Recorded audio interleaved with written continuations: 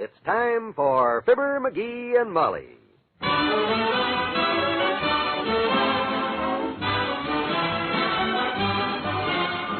Sundays through Thursdays, NBC brings you Fibber McGee and Molly transcribed. The show is written by Phil Leslie and Ralph Goodman and directed by Max Hutto.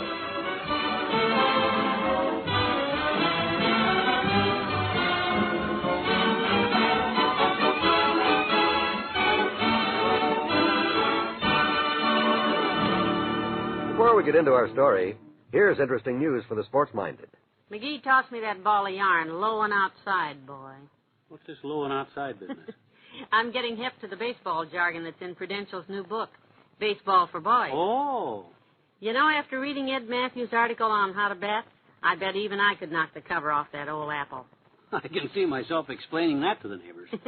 Anyway, imagine what a kick junior ball players will get out of this wonderful Prudential baseball book. Right. Big league stars like Brooklyn's Duke Snyder and the Phillies' Robin Roberts give straight from the dugout tips on playing every position. And how about those pictures, McGee? They're big and clear, and they really demonstrate things. And Prudential's Baseball for Boys is a natural for Dad, too, to help him keep up with his son's favorite game. Want your free copy real quick? Write a postcard with your name and address and the words Baseball for Boys on it. Send it to Fibber McGee and Molly, Box 1212, Newark, New Jersey. That's Box 1212, Newark, New Jersey. Or just ask your Prudential agent.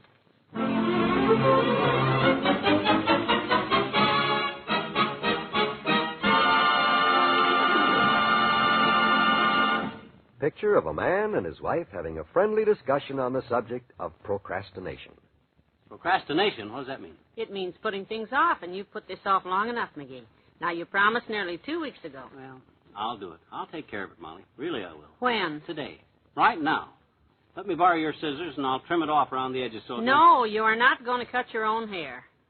For goodness sakes, why don't you go to the barber shop? Have they raised the price to $2 or something? No, it isn't that, Molly. It's Joe, my barber.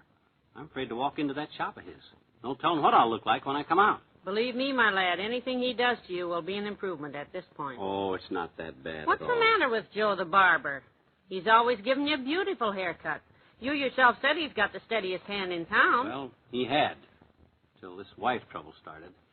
Now he's all upset. Wife trouble? Yeah, they had a big row a couple of weeks ago, and she left him. Oh, dear. Went home to her mother, and everything was fine. But now she's back again, and Joe's as jumpy as a kangaroo on a hot sidewalk. Herb Travis was in there last week and nearly got scalped. Well, Joe isn't the only barber in town. Why don't you... Hold it, kiddo. Come in. Well, hello, Dr. Gamble. How are you, my dear? And good day to you, Frizzle Dome. Hi, Hearst Nurse. Come on in. I'm glad you dropped by, Doctor. We were just talking about McGee getting a haircut. I'm for that. If he was thinner and straighter, he could pose for one of those ads in the women's magazines. Which ads? You know, does your mop look like this after a hard month's scrubbing? Well, he doesn't seem happy with his regular barber, Doctor. Maybe you could recommend one. Well, I might be able to. Does he prefer the little seat with the horse's head on it or the one with the steering wheel? Very funny, Fatty. Come on, Doctor, I'm serious. I don't know what the heck you're asking him for. With that skin skull he's got, all he has to do is go in twice a year and have the points on his ears filed down. Oh, McGee. I'm not looking for a new barber. I'll go to Joe. But not now. I'm going to wait until things cool down and he gets to be his old self again. What happened to Joe? Seems he's having domestic problems. Arguments with his wife. Oh, is she back? Yeah, you know how he gets when she's around. Oh, the poor guy. He's usually so happy clipping away and singing some aria from his favorite opera. Yeah, but the way he is now, a couple of choruses of Faust and I'll look like the devil. You look like the devil anyhow with your hair growing clear down your back. You'll have to Hey, I just remembered. Yeah? There's a new barber shop opened a couple of weeks ago in the Ritz Vista Hotel. Pierre's. It's supposed to be great. Pierre's? Sounds like a beauty parlor. Or a restaurant. No, he seems to be a very fine barber, really. One of my patients was telling me about him yesterday. Yeah? This fellow's real fussy about his hair, and Pierre did a swell job on him. Good. I saw him right afterwards, and his hair looked great. Cut just right, nice and wavy. Yeah, but I don't like to sleep with curlers, Doc. Thanks for a nasty underhanded try, Fatso, but I'll wait for Joe. Now, McGee, you listen to me. You're going to go down to Pierre's and get a haircut right now. Oh, but Molly... Would he be in a big hotel like the Ritz Vista if he wasn't a fine barber? Stop worrying. I know, but Doc... Here's your hat. But, Molly, I'm scared of new barbers. And anyway, Joe is the sensitive type. If he finds out I'm going to someone else, he'll be hurt. Won't he, Doc? You understand, don't you, Doc? Molly, you wouldn't want me to hurt Joe's feelings, would you? Molly! Oh, okay. Give me my hat. Gee whiz.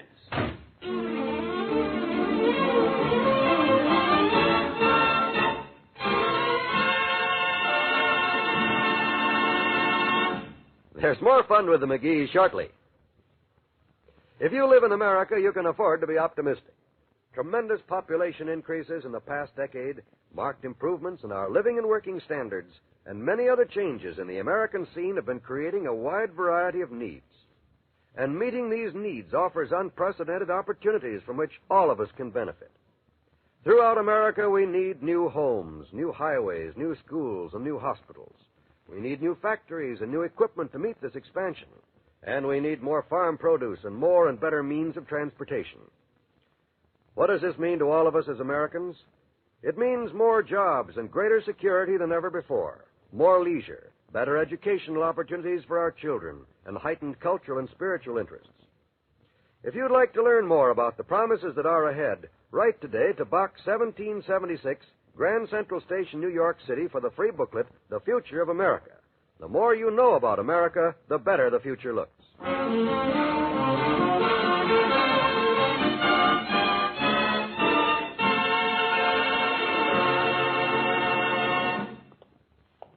Boy, I'd rather cut my own hair any time, in the dark, with a rusty scout axe, than go to a new barber. They scare the Virginia out of me, Wimp. Oh, me too, Mr. McGee. But I hear this Pierre is a very fine barber. Yeah, that's what Doc Gamble said, but... I've spoken to a dozen people who've been going there. All of Joe's old customers. Poor Joe. His business must be shot. Well, I was going to wait for him to get himself straightened out, but, well, I'm afraid to take a chance. Sweetie Face might come home any day now. Who? Sweetie Face, my big old wife. That's who I thought you meant. Out of town, is she? Yes. She went to a class reunion at her old alma mater in Cicero, Illinois. Class reunion, huh? Yes. She's a graduate of old BCI, you know. That's the Bone Crushers Institute. It's non-sectarian. Oh, BCI, huh? Never heard of that one. Oh, very fine school, if you like to crush bones. Sweetie Face majored in judo there. Got her M.A. degree, in fact. Oh, she's got a degree. Master of Arts? No, at Sweetie Face's school, M.A. stands for Mayhem Artist. Oh. And believe me, she is. I'm surprised you haven't heard of BCI.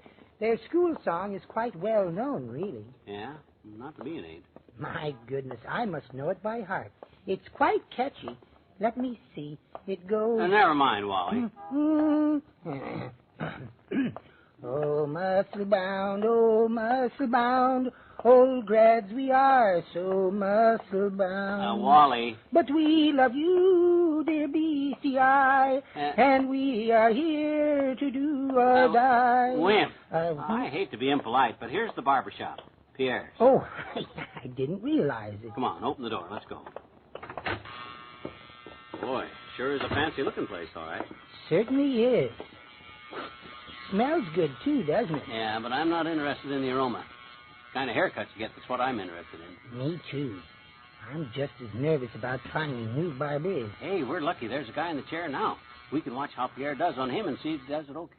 There you are, sir. Fini. Thanks, Pierre. Looks fine. Happy to do it, sir. Anytime your eyebrows need another trim, Mr. Lewis, it is Pierre's pleasure to do it. No charge.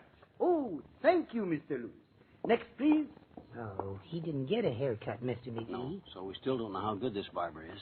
No. If Sweetie Face comes home and finds me scalped or wearing a Navajo butch or something, she... I said next, please, gentlemen. Who is next? Next? Well, you're next, Whip.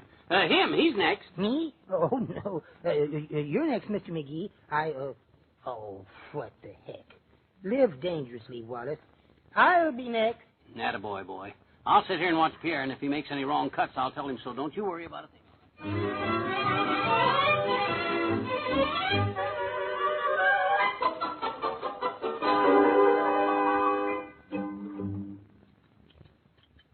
How does it look so far, Mr. McGee? Great. Looks swell, Wimp. Pierre, you're doing a fine job. Oh, thank you, monsieur. How is the back?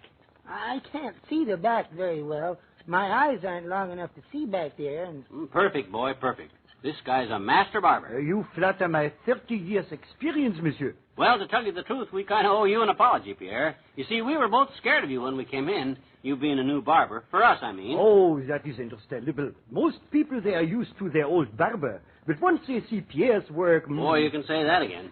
How much longer will you be with my friend here? Oh, 15, maybe 20 minutes.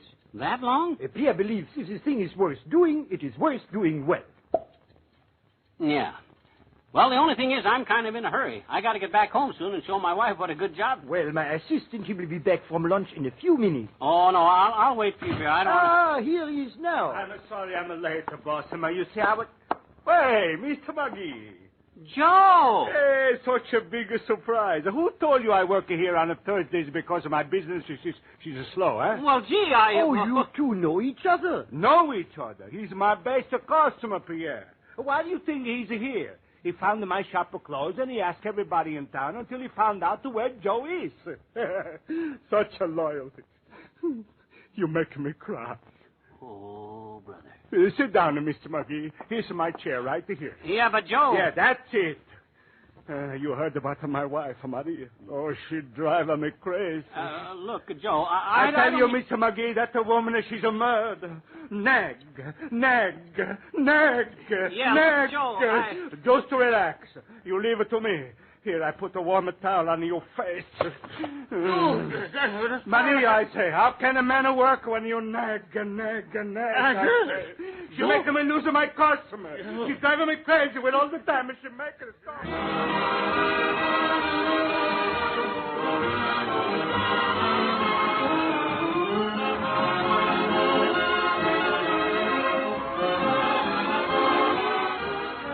We'll say goodnight to Fibber and Molly in a moment. Got time for a 10-second quiz? Monitor is one who keeps order? The ironclad ship used in the Civil War? A large lizard? NBC's newest radio sensation?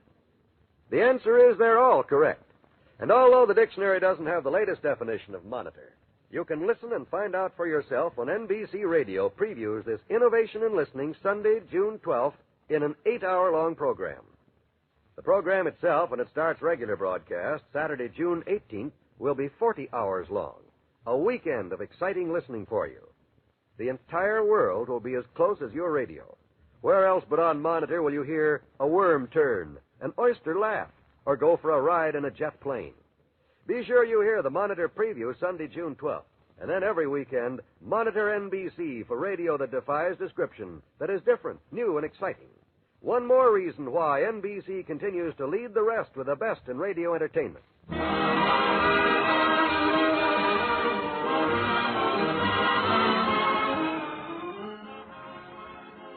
Looks simply terrible, McGee. Yeah. What did he cut it with, a butcher knife, hedge clippers, or a lawnmower? I'd just rather not talk about it, if you don't mind. Well, that's the last time I'll ever send you to Pierre's for a haircut. Next time you need a haircut, you just wait for Joe, you hear? If it takes him a year to get straightened out with his wife, we'll wait. For Joe. Molly, could we just skip it? I'd like to forget the whole horrible experience. I don't blame you. It looks like it was cut with a rusty spade. Good night. Good night, all.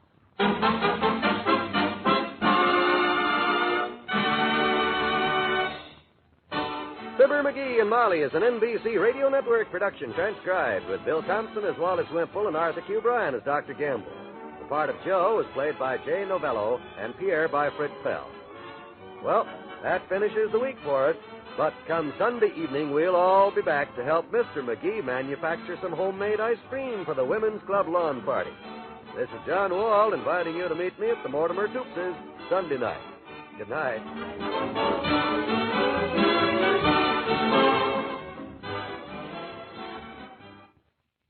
Join the great Gildersleeve and all his friends tonight on the NBC Radio Network.